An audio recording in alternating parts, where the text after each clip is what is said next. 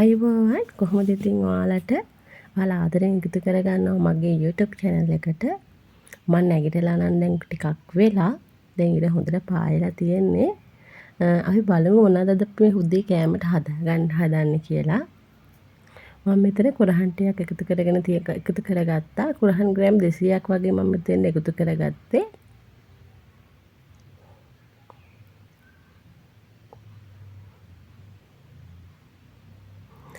අපි නෝරින් අලුත් ගෙයක් ගත්තනේ. ඒ ගෙදර කැන්ද ගස් තියෙනවා. ඉතින් මං හිතුවා කැන්ද ගසත් තියෙන හින්දා කුරහන් හැලප ටිකක් හදාගන්න පොල් බෑවක පොල් එකතු කරගත්තා.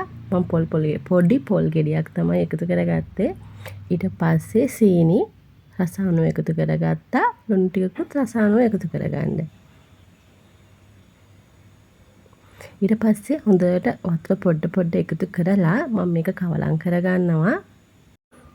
අපිට මේකට පුළුවන් සීනි වෙනුවට යම් ආදේශක ටිකක් එකතු කරගන්න. පැණි පොල් හදලා මැදට හදලා එකතු කර තියාගන්න පුළුවන්. ඒ වගේම කිතුල් පැණි, කිතුල් හකුරු වගේ දේවල් එකතු කරගන්න පුළුවන්. නැත්නම් සීනි පැණි කරලා උණු කරලා සීනි පැණි විදිහට හදාගෙන එකතු කරගන්නත් පුළුවන් අපිට. එනකොට මේ විදිහට ගොඩක් රසයි. ඊට පස්සේ මම තෙල් ටිකක් ගාගෙන කැඳකොළ ටික අරගෙන තියෙනවා. දැන් මම මිශ්‍රණයෙන් ටික ටික අරගෙන කැඳකොළේ තියාගෙන වඩා ගන්න ඔක්කොම.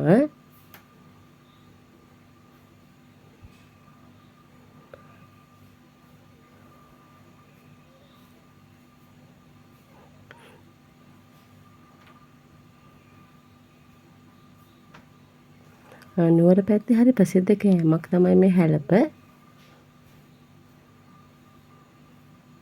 අර එක පැතිවල හැලප හදන විදිය වෙනස්. මාතර පැත්තේ පැණි පොල් දාලා තමයි හැලප හදන්නේ.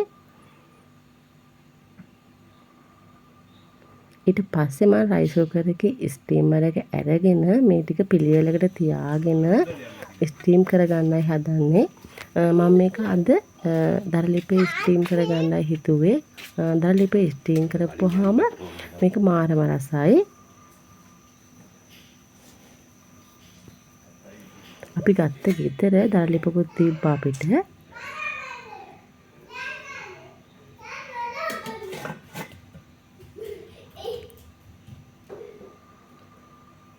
මම මේක විනාඩි 20ක් විතර ස්ටීම් කරගත්තා. මේක දැන් හොඳට තැම්බිලා තියෙන්නේ.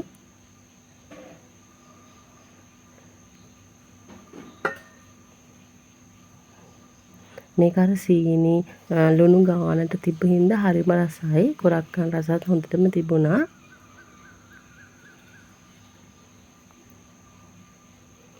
ඉතින් මේ ක්‍රමය ඔයාලටත් හදලා බලන්න පුළුවන්. දැන් මෙන්න මේ වෙසක් කූඩු හදන දෙන්නට දෙන්නයි යන්නේ මම මේක. ඒකනේ මෙයා පොඩි වැඩි. චුට්ටපපලත් එක්ක වෙසක් කූඩු හදන්න හරිම අමාරුයි. අපිට ඉන්නේ ළඟ මල්ලක්. ඉතින් මේ වත්තේ අපි ගත්ත ගෙදර වත්තේ ආදායම් මාර්ග ටිකකුත් තියෙනවා. සාදික්කා, පුවක්, පොල්, තැඹිලි ගස් ටිකකුත් අපි ගත්ත කොටසට අහු වුණා.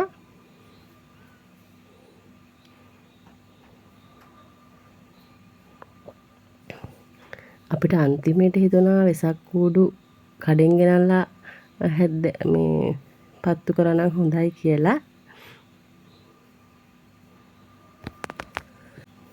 මේ දඟ මල්ලත් එක්ක වෙසක් කූඩු හදන්න හරිම අමාරුයි. පුදුම ගේම් එකක් දීලා තමයි වෙසක් කූඩු ටික අපි හදාගත්තේ.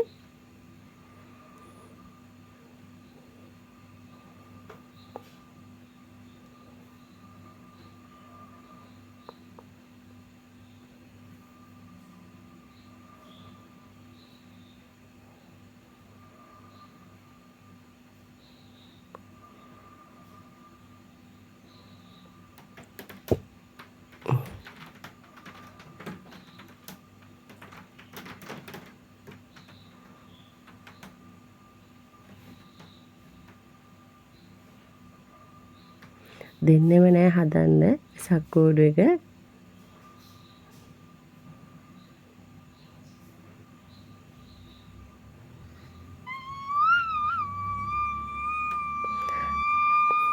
දැන් මෙයාලට මේ මදි වෙලා මේවා කාලා හැලප කාලා මදි වෙලා ඊට පස්සේ පාන් තීපා පාන් එක්කම සීනි සම්බොල් ටිකක් මැදට දාලා හදලා දෙන්න හදන්න දැන් මම සීනි සම්බොල් එකට තෙල් ටිකක් දාලා ඒ ටිකට හොඳට හීනුවට කපාගත්ත රම්ප කරපිංච ටික එකතු කරගත්තා. ඊට පස්සේ මම හොඳට මේ ටික චුට්ටක් කවලම් කරගන්නවා.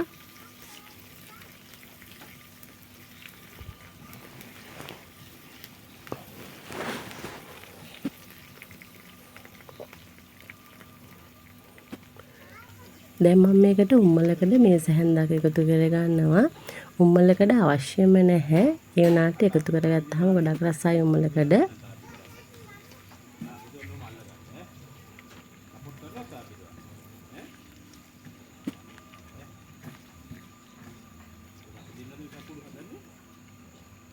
දැන් මම මේකට සීනි කැලි මිරිස් දෙකම එකවර එකතු කරගත්තා.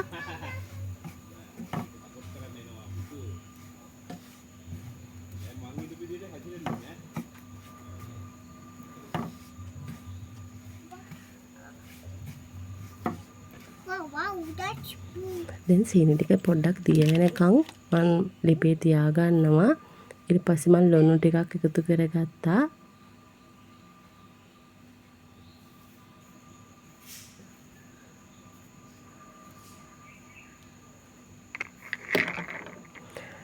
මේකට මම සිනමන් පවුඩර් ටිකකුත් එකතු කරගත්තා. දැන් අපි පොඩි කුක් ඇවිල්ලා ඉන්නේ මේක උයන්න.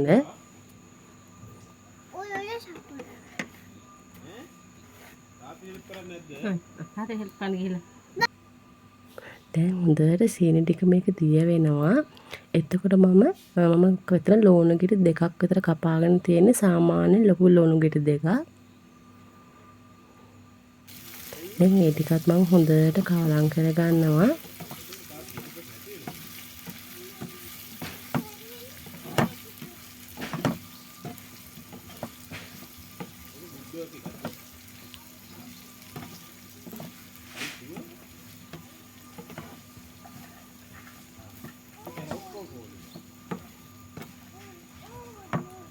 දැන් මම මේක විනාඩි 10ක් විතර මද්ද ගින්දරේ වහලා උයා ගන්නවා.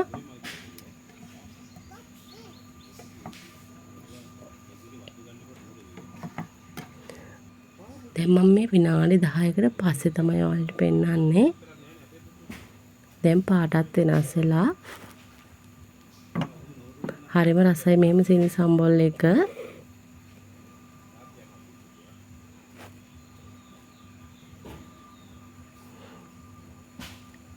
මෙහෙම ඔයාලත් හදලා බලන්න ගොඩාක් රසයි මේ සීනි සම්බොල් එක.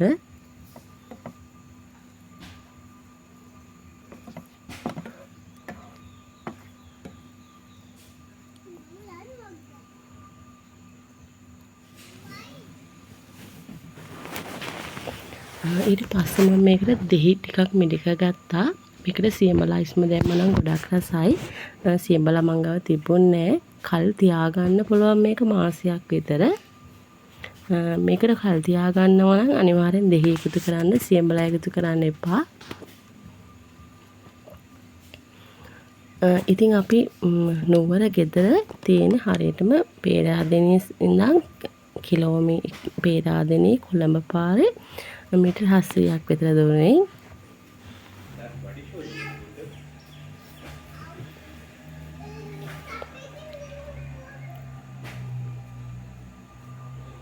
අපිට පොඩ්ඩක් ගොඩක් අඩුවට මේක හම්බ වුණේ. නැත්තම් මෙහි පර්ච් එකක් කියන්නේ ලක්ෂ 5යි ගානකට වගේ යන්නේ.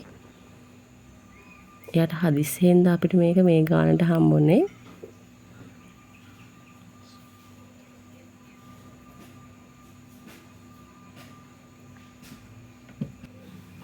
දැන් උන් දෙන්න සීනි සම්බොල් පාන් කනවා.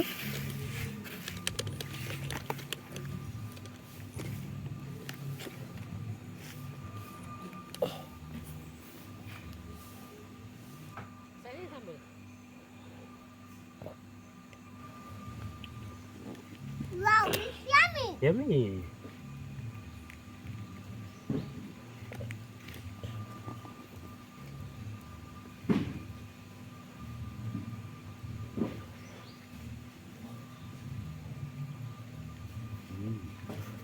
ඔයාලා ගොඩක් වීඩියෝ එක මේ අහලා තිබුණා බබාට ඉංග්‍රීසි උගන්වන්නේ පොඩි කාලේ නම් කොහොමද කියලා.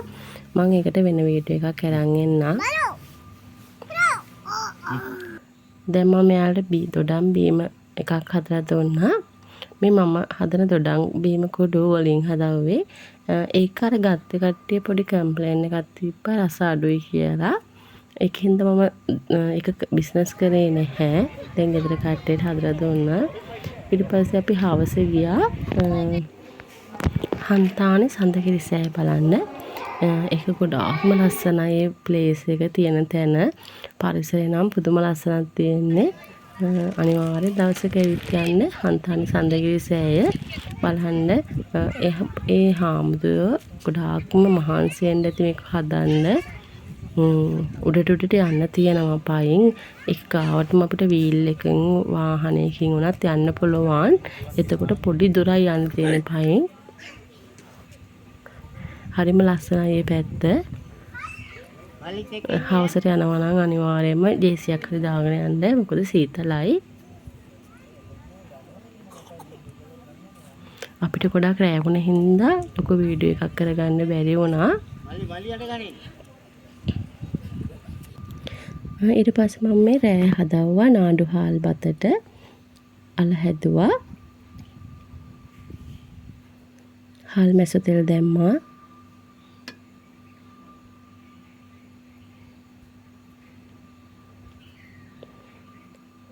කෝප්පු කළ මැල්ලුම් හැදුවා.